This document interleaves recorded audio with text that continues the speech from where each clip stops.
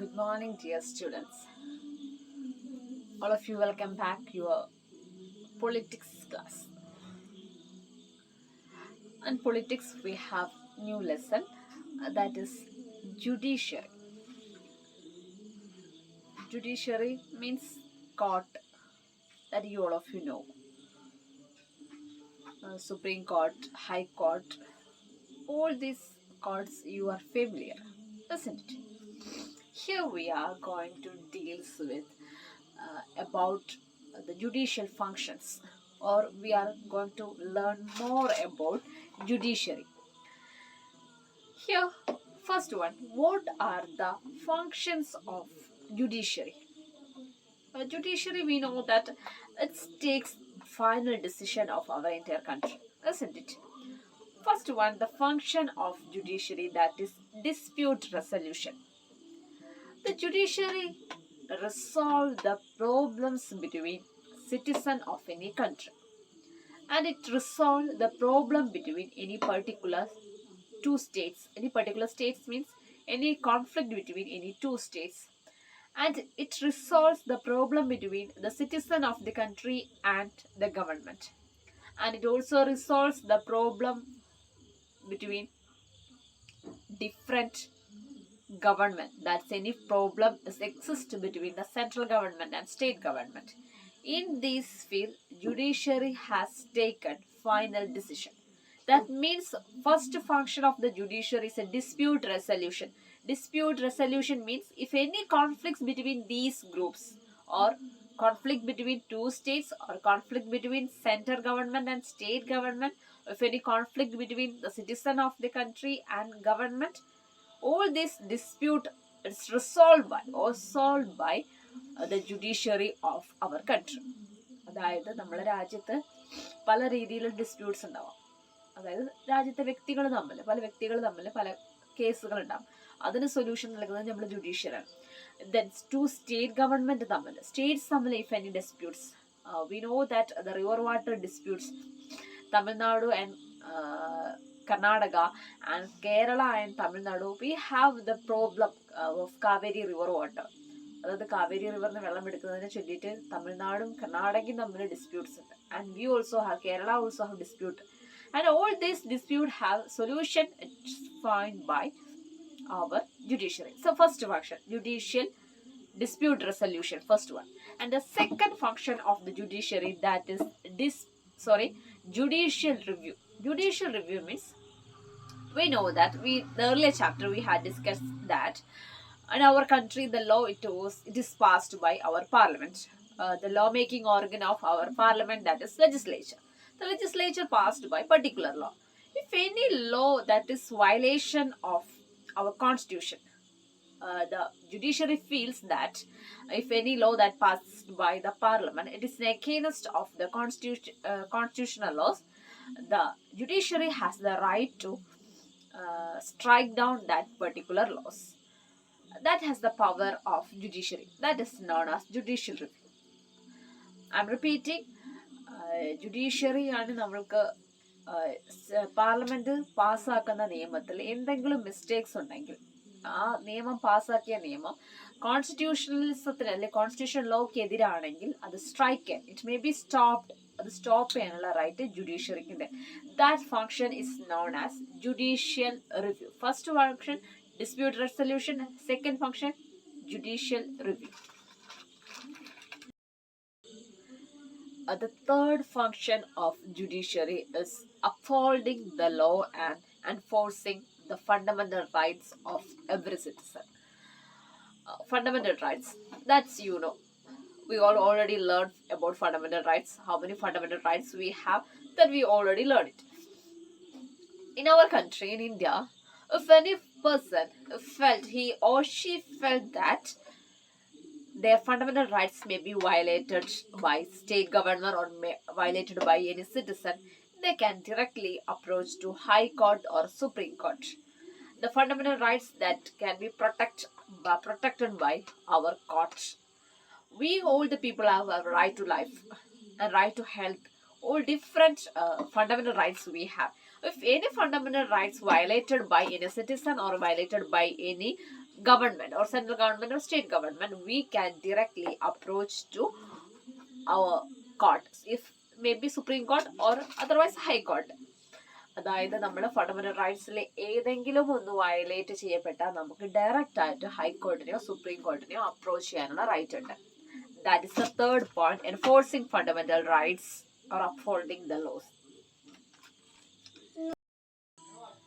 The next topic, that is independent judiciary.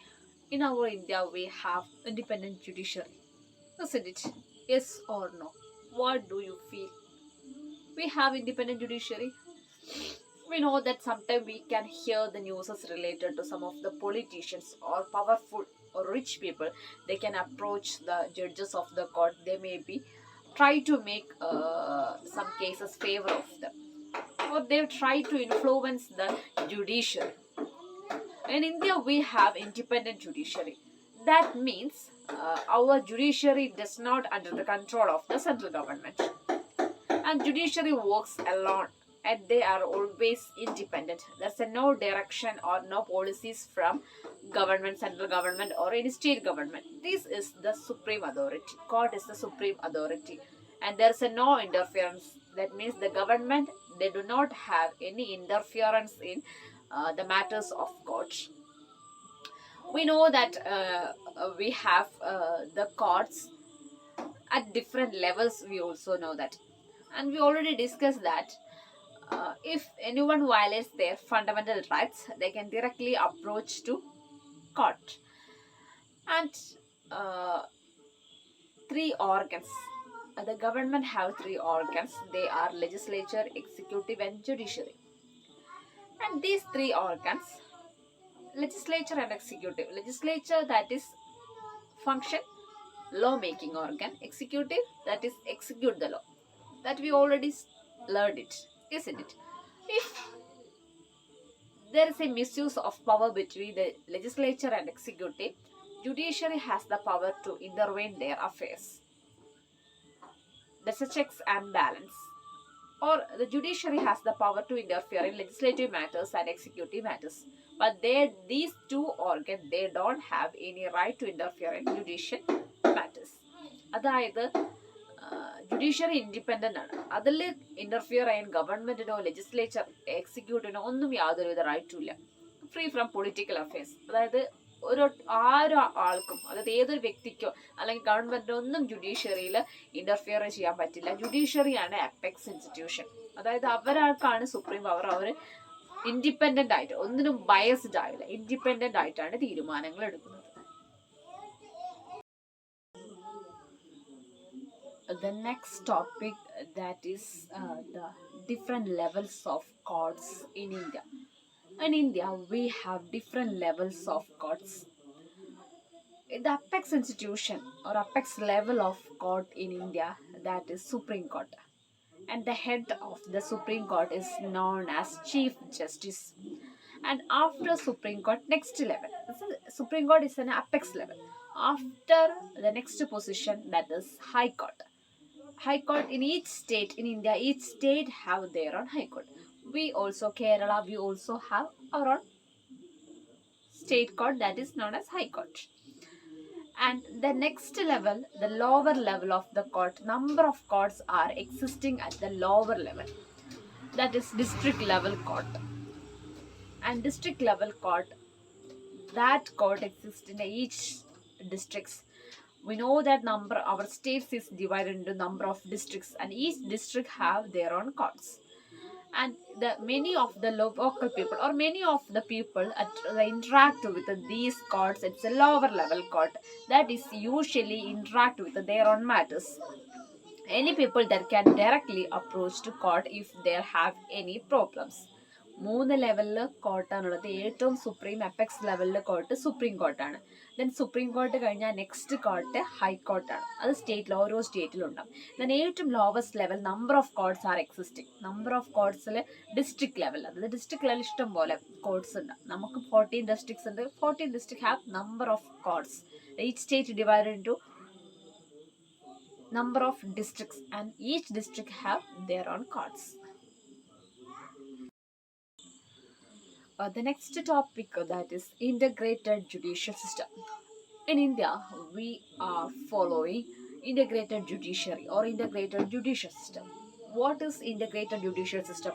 Integrated judicial system means we know that at that apex level we have Supreme Court, and the Supreme Court orders some of the laws that are to be bind by or that are to bind to obey by the lower courts. That is an integrated judicial system means whatever the laws passed by the Supreme Court, that should be followed and that should be obeyed by the lower courts. That means High Court and District Court should be obeyed by the laws that passed by the Supreme Court.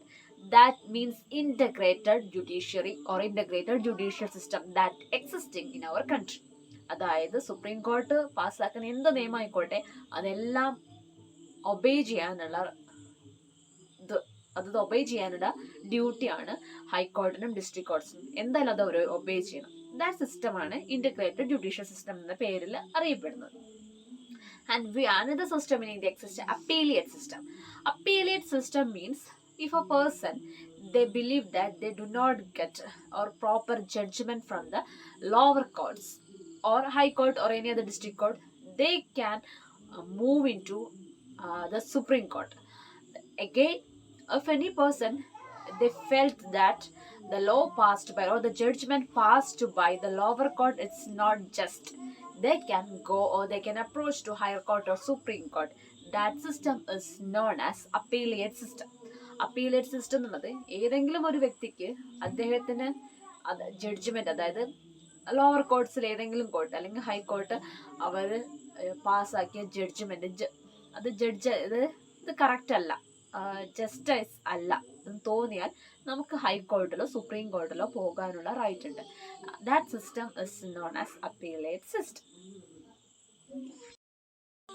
In our country, two types of laws are existing, civil law and criminal law.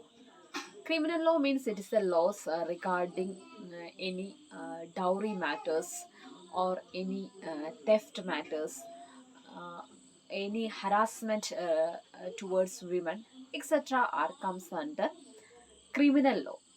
And this criminal law it starts with the FIR. FIR means first information report that is prepared by the police after petition of the case. And civil law. Civil law means it is related to any dispute between sale of land, rent matters, any disputes between person. That's how comes under civil law. Different law, criminal law and civil law. The last topic in your textbook that is PIL. PIL means public interest litigation. This law it was passed by our court in order to make a complete justice for entire society.